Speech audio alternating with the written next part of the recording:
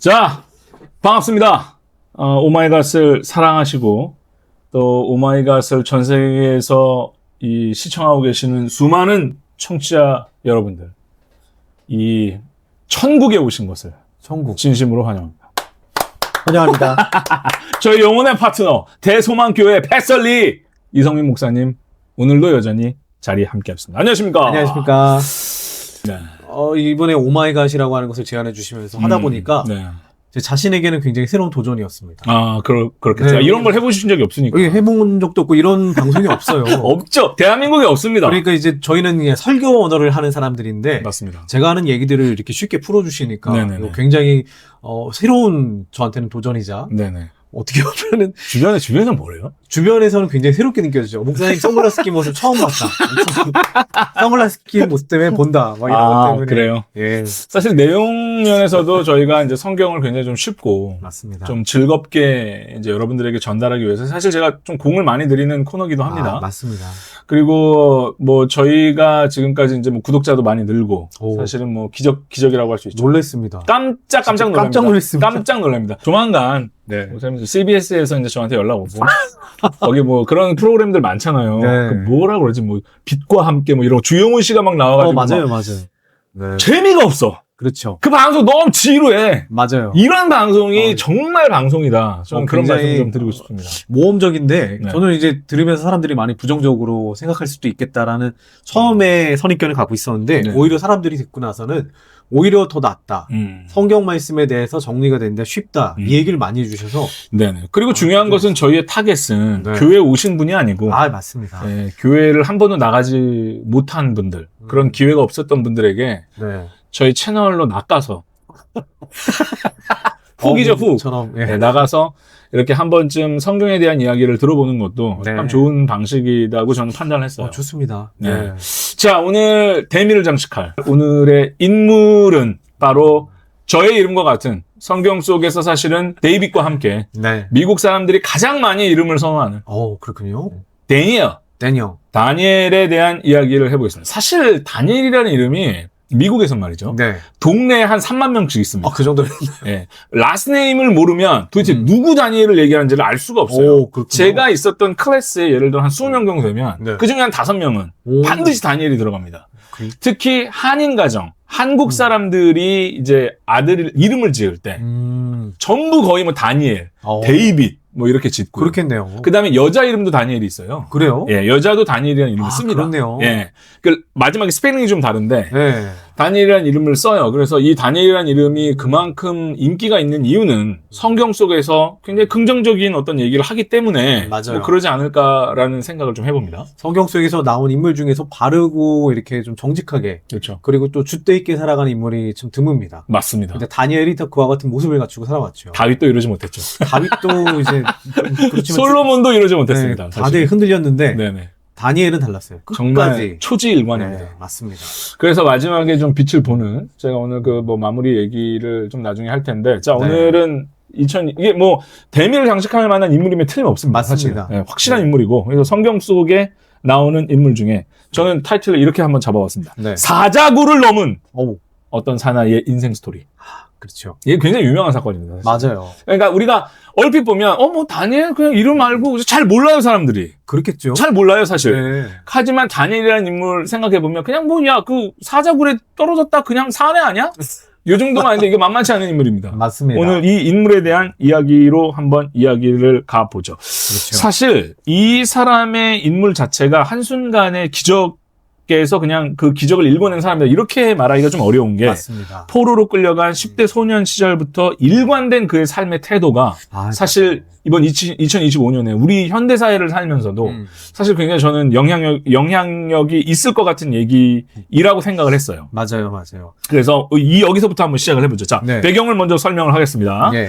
기원전 605년 정도로 보는데 이제 바벨론 제국이 예루살렘을 함락시키고 그렇죠. 다니엘이 그때 당시에 한 14살 정도에서 17살 사이로 추정되는 인물입니다. 네. 여기서부터 이야기를 한번 시작을 해보죠. 자, 시대 상황이 이렇습니다. 맞습니다. 함락을 당한 거죠, 지금 남의 나라에. 그렇죠. 이제 하나님께서 그 유다 백성들을 심판하시겠다라고 예언하시고 나서 말씀하시고 나서 실제로 바벨론에 의해서 유다가 쫄딱 망하게 됩니다. 네. 나라가 점령당하게 되는데 네. 나라만 망한 것이 아니라 그 백성들을 그 땅에 거주하지 못하도록 포로로 끌고 가요. 바벨론이라는 그 어마무시한 거리까지. 맞습니다.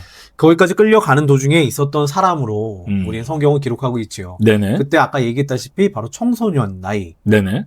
15세 정도였을 거라고 저희 다 추측을 하는데요. 그러면서 이제 이 사람이 첫 번째 했던 어떤 사건을 이르게 되는데 네. 이 사람이 왕궁에서 제공하는 어떤 음식과 어떤 술은 당시에 이제 바벨론 신들에게 바쳐지는 이제 제물이었는데 그렇죠. 이것을 다니엘이 야씨 나 안 먹을래 맞아요. 이렇게 됩니다. 요 시대 배경은 어떻습니까? 그러니까 이 다니엘이 했던 그 모습과 행동은요.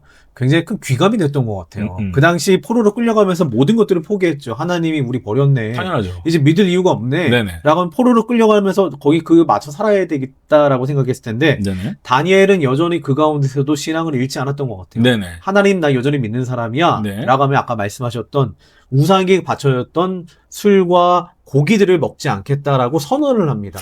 어린 나이에. 사실 이게 여러분 네. 생각을 해보십시오. 저는 저희 집이 예전에 제사 드릴 때 네. 제사 음식 진짜 맛있거든요. 아, 그래요? 근데 저는 안 먹어봤는데. 여기는 모릅니다. 모릅니다. 제사를 지내고 난 다음에 그 남는 음식들을 이제 그걸 오. 나누잖아요. 대부분. 예. 이제 저는 사실은 근데 한국에서의 어떤 제사 문화는 종교적인 의미를 갖기보다는 좀 어떤 예에 가까운 것 같아요. 뭐 그렇게 보기도 하죠. 그러니까 예. 예를 들어 이제 목사님 같은 가정, 특히 아버님이 목사님이고 할아버지가 목사님이고 이런 주변에 많은 가정들은 이런 걸 한 번도 겪질 못합니다. 경험해 본 적이 없습니다. 없습니다. 이런 부분은. 교과서에서만. 예, 하지만 저처럼 매우 세속적인 삶을 산 사람들은 제사 날만 기다립니다. 아, 그래요? 음식이 장난이 아니에요. 아, 음식이 맛있대. 음식이 맛있죠. 예를 들어 뭐 할아버지 제사가 있고 할머니 제사가 있고 그게 이제 옛날부터 토속적으로 내려온 신앙인데 그렇죠. 거기다가 뭐 할아버지 이제 큰아버지들도 오시고 작은아버지들도 오시고 모든 친척들이 다 모임. 저희가 친척들이 많아가지고 그때 네. 한 40명 모입니다.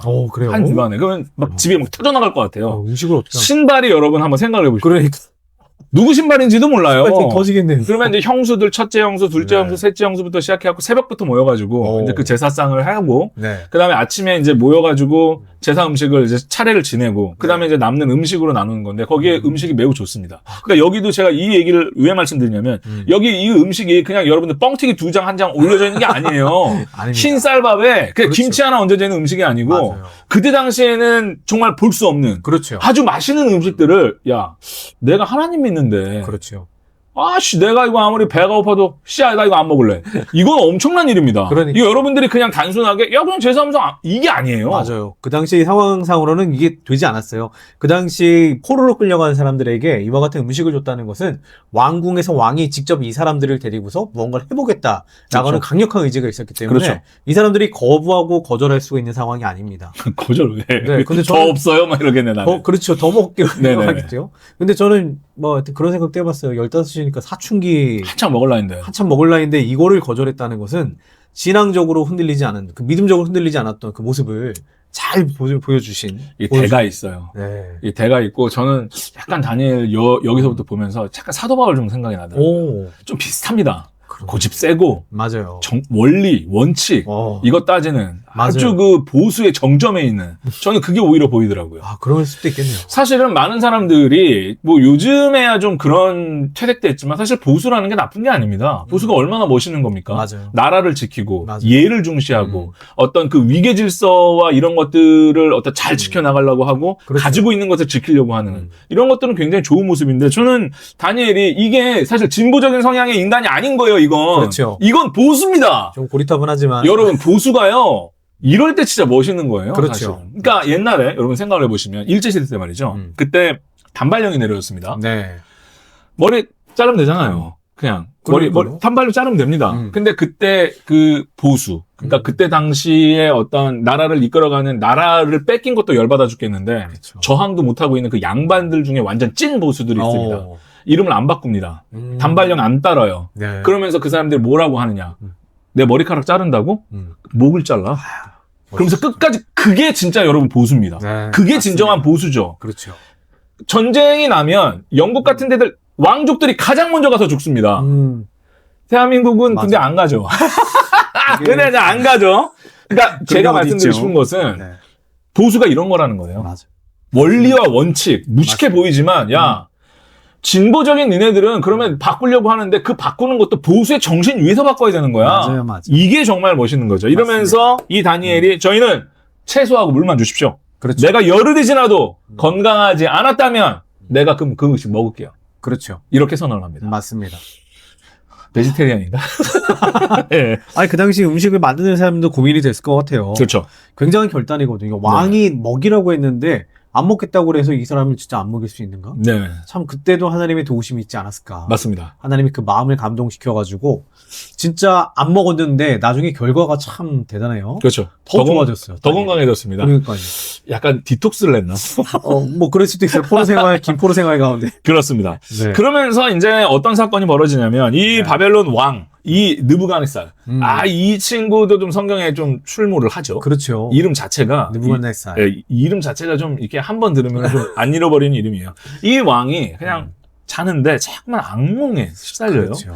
뭐 어떤 뭐 군인, 뭐 점술가, 뭐 지혜자, 뭐 그다음에 주변에 있는 유명한 점쟁이들을 다 데리고 와가지고 그렇죠. 야, 내가 요즘에 좀 꿈을 꾸는데 나 이거 악몽이 장난이 아니야. 야 이거 좀 해석이 좀 어떻게 되냐. 근데 아무도 대답하지를 못해요. 그러니까요. 여기서 다니엘이 등장을 합니다. 맞아요. 다니엘이 그러니까 이제 하나님의 사람들에게 하나님 주시는 선물들이 몇 가지가 있는데 기프트가 있죠. 기프트가 있는데 그 중에 하나가 다니엘에게는 지혜와 분별 그리고 꿈 해몽의 능력을 주셨다고 저희는 맞습니다. 얘기하거든요. 맞습니다.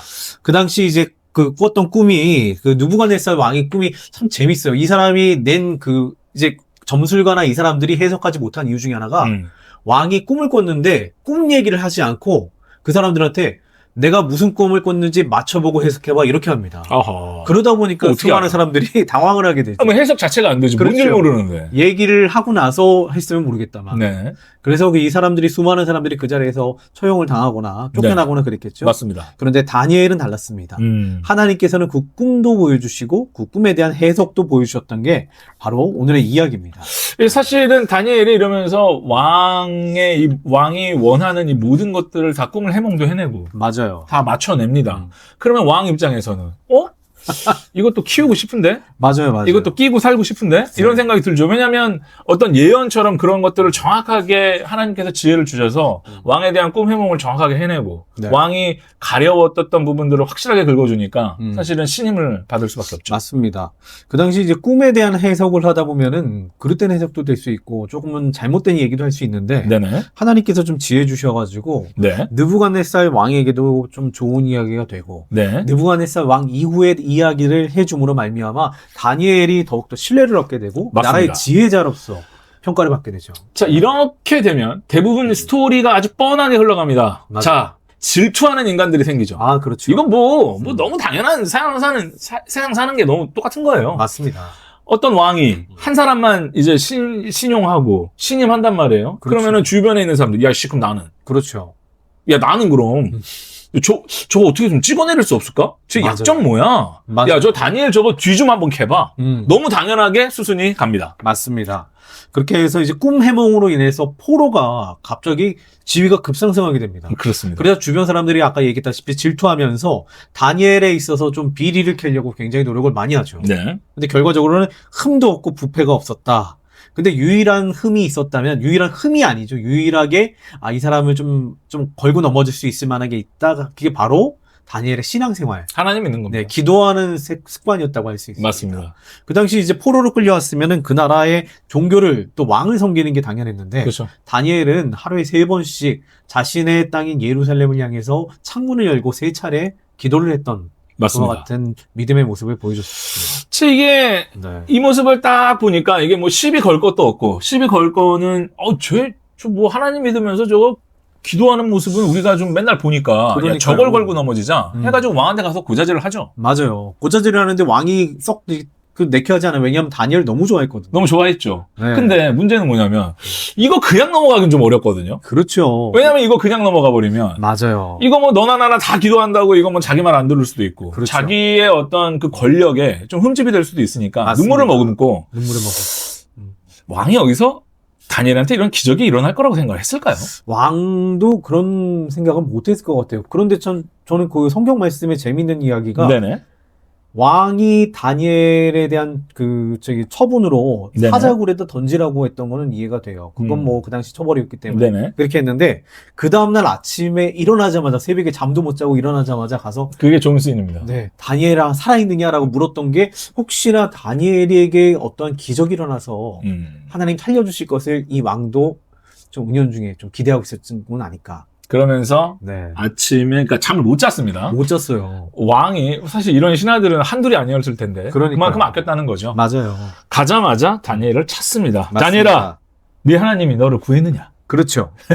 구했느냐 물었더니 다니엘이 당당하게 얘기합니다. 하나님께서 사자의 입을 막으셔서 나로 하여금 살게 했다고. 참 이게 놀라운 기적의 사건인데. 네, 참 맞습니다. 멋있는 사건입니다. 맞습니다. 그러니까 참 제가 여기 보면은 이게 하나님이 하시는 많은 행동들 중에 사자를 죽인 게 아니고 그렇죠. 이 포인트입니다. 입을 막으셨다. 맞습니다. 굉장히 온유합니다. 맞습니다. 네. 사자의 입을 막으셨다고 하는 것들에 대해서 되게 여러 가지 해석들이 있어요. 사자가 배부른 거 아니냐. 사자가 저녁에는 밥 안 먹는 거 아니냐. 여러 가지가 있어요. 얘네들이 바보입니까? 그렇죠. 대부분 이런 거 며칠 굶겨서 내보내요. 그렇죠. 네. 그런데 이제 하나님께서 막으셨다고 하는 것을 통해서 왕도 하나님을 인정하게 됩니다. 맞습니다. 아, 살아계신 하나님이 계시는구나 라는 것을 인정하게 되며 다니엘이 더욱더 인정을 받게 되는 계기가 됩니다. 저는 사실은 그냥 여기서 좀 더 다른 포인트는 그거였었던 것 같아요. 입을 막았다. 그러니까 다니엘한테 힘을 줘서 사자를 때려 눕힌 게 아니고 대부분 이렇게 흘러가잖아요. 아이처럼. 예. 그런 다음에 왕이 야 너 살아있어 하면 피를 절절 흘리면서 왕이시여 제가 이 라이언을 제가 죽였나이다. 그러면 정말 이게 아니고요. 글래디에이터처럼. 되게 온유하게 네. 그냥 입을 사실 사자가 입을 막아버리면 그냥 강아지지 고양이고 그렇네요. 그렇잖아요. 뭐 이런 것도 아니고. 그렇네요. 제가 그 생각을 하면서 약간 유머러스한 얘기를 풀어가는 내용들을 참 재밌게 만들지 않았나 이런 맞습니다. 생각을 해봤습니다. 그런데 굉장히 독특한 관점이세요. 네네. 진짜 힘을 주셔서 사자를 제압하고 그 다음날 아침에 짠하고 나타날 수도 있는데 네. 하나님의 방법이 참 놀라웠던 것 같아요. 이 광경을 왕이 보고 충격을 받습니다. 그러면서 이제 반대파가 처벌을 받고 다니엘이 이제 다니엘을 위한 이 다니엘의 신을 인정하는 그러니까 하나님을 인정하는 칙령을 내리게 됩니다. 맞습니다. 굉장히 희한하게도 네. 이 양반은 끝까지 해피엔딩입니다. 우선 성경 기록상으로 해피엔딩으로 끝나게 됩니다. 네네. 근데 사실은 다니엘에게 있어서 해피엔딩보다는 마지막에 기록된 기도와 예언들의 내용을 통해서 다니엘은 결과적으로는 그 이후의 삶은 기도하는 삶, 나라를 위해서 기도했던 삶을 살지 않았나. 근데 저는 이제 역사 기록을 보니까 재밌는 사실이 있어요. 다니엘이 그 당시에 이제 바벨론이 거의 멸망할 시기였거든요. 네네. 그래서 이제 페르시아가 바벨론을 먹어가면서 페르시아가 번성하는 그 시기쯤에 하나님께서 그 전에 예언했던 사람 중에 하나가 고레스 왕이라는 사람이에요. 고레스 왕. 그 고레스 왕이 나타나서 너희들을 포로 시대를 자유롭게 풀어줘서 다시 고향으로 돌아가게 할 거야. 아하. 라고 하는데 그 고레스 왕이 여기서 좀 만나게 되는 고레스 왕이 아닌가. 그러면서 다니엘이 그 고레스 왕에게 조언을 하여 포로들을 다시 귀국하게 했다라고 하는 그와 같이 주장하는 학자들도 있어요. 네네. 일리가 있다고 봅니다. 네. 사실은 이제 다니엘이 이러면서 마지막까지 하나님을 끝까지 잘 믿고 맞아요. 노년의 삶까지 잘 살다가 하나님 곁으로 갑니다. 맞아요. 그러니까 이 예언을 통해서 제가 근데 그냥 전설 같은 재밌는 얘기인데 여기에 이제 하이라이트는 이제 사자굴 얘기예요, 사실은. 맞아요. 많은 사람들이 이 얘기를 하면서 뭐 용맹해야 된다, 그렇죠. 하나님을 믿어야 된다, 맞아요. 어려운 상황에서도 하나님을 붙잡고 있으면 저렇게 생명도 건진다. 맞아요. 이런 단순함을 좀 넘어서 그렇죠. 우리가 이 맥락을 좀 보면 이 다니엘이 한결같이 생각했었던 것은 아주 작은 것에도 원리 원칙을 지켰다는 거예요. 이게 굉장히 특이한 지점입니다. 그것도 그렇게 볼 수 있네요. 절에도 네. 일단 사람이 먹어야지. 그렇죠. 살고는 봐야죠.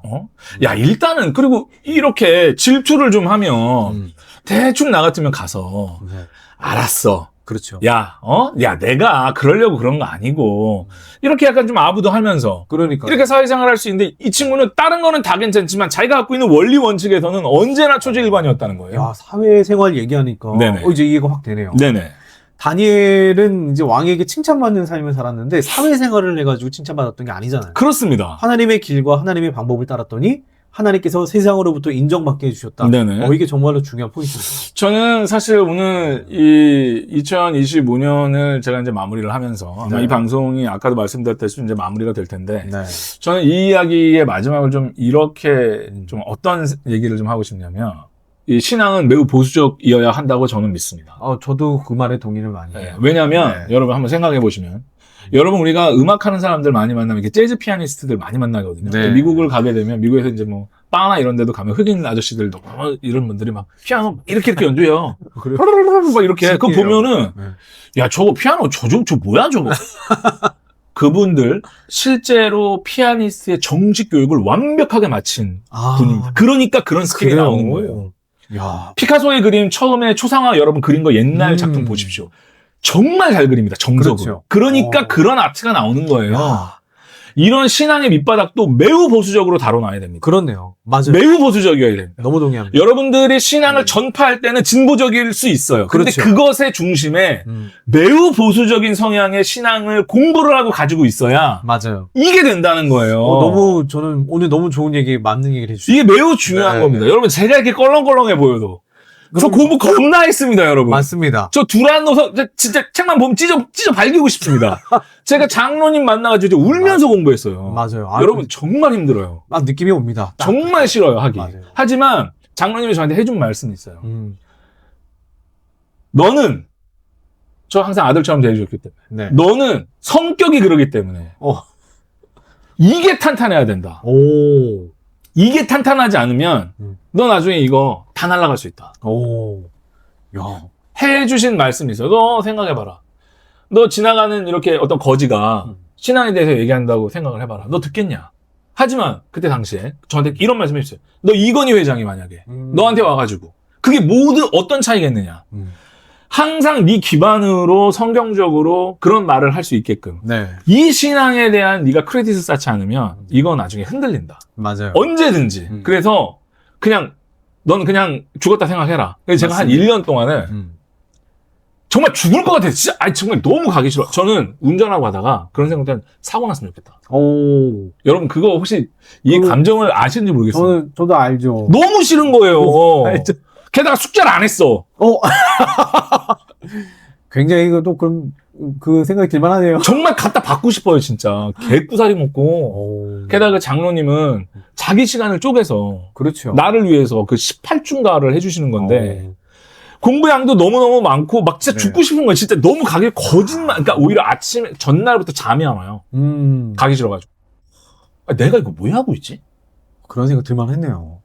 근데 그 장로님 덕분에 그래도 제가 이 보수적으로 이 쌓아서 어딜 가도 그렇죠. 오긴 옵니다. 흔들리지 않는. 네. 저는 좀 그랬었던 것 같아요. 그 장로님한테는 제가 항상 그 말이 항상 기억이 나요. 신앙교육은 보수적으로. 매우 보수적이어야 된다고 저는 믿습니다. 맞습니다. 그리고 요즘 같은 때에 사실 굉장히 막 나가는 교회들도 많습니다.